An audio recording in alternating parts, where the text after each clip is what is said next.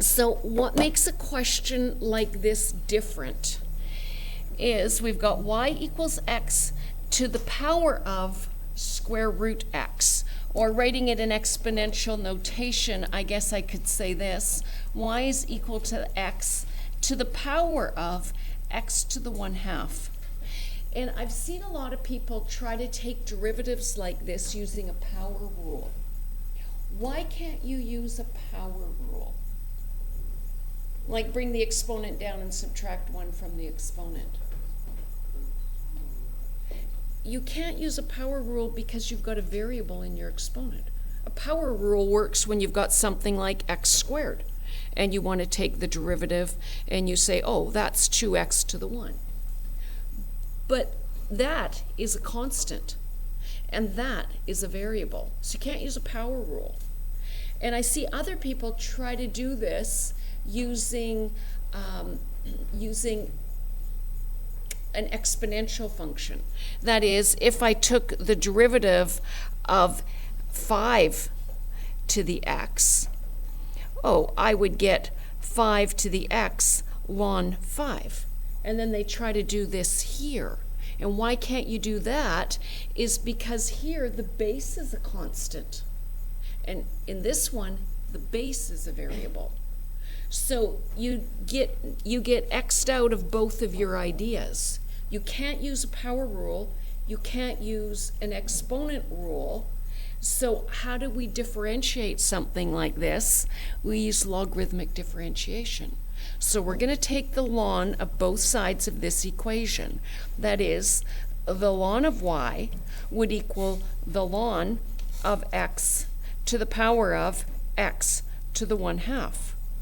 And then my power rule, simplifying this, tells me this gives me ln y is equal to x to the 1/2 times ln x.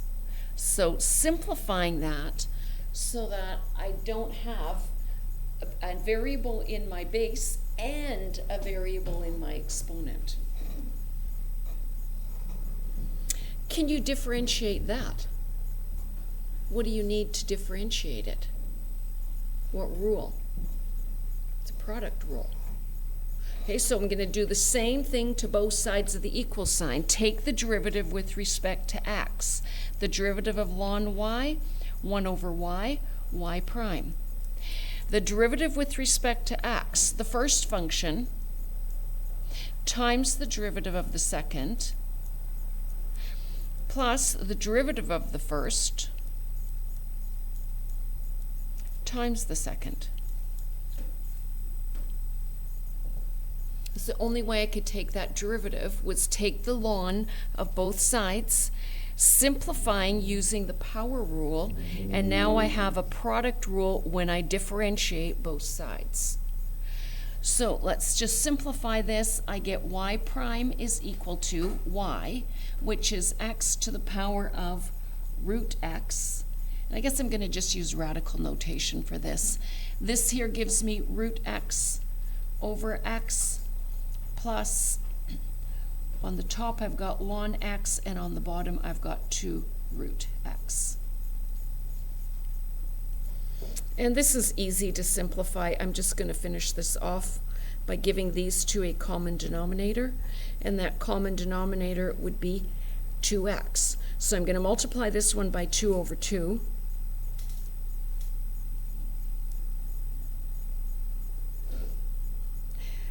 Plus, I'm going to multiply this one by root x over root x, which would give me a 2x on the bottom.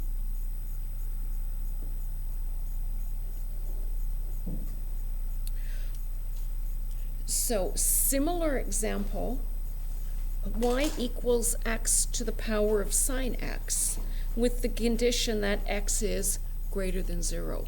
Why? Because it's kind of an exponential function. The base has to be a positive number.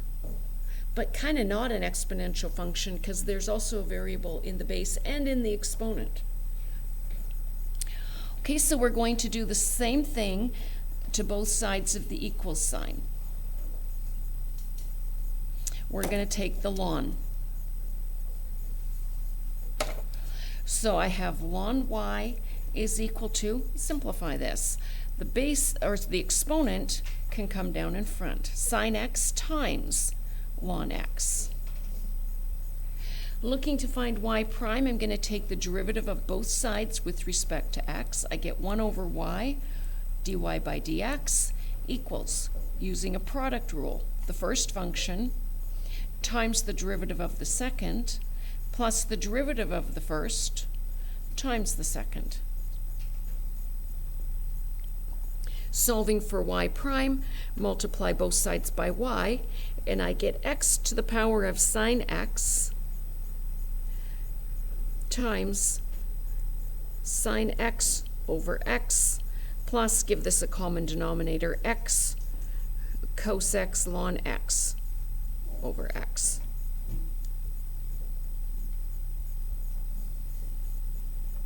Okay, here's your homework. Just do the odds, not too many questions there. Could you take your books out right away and get started?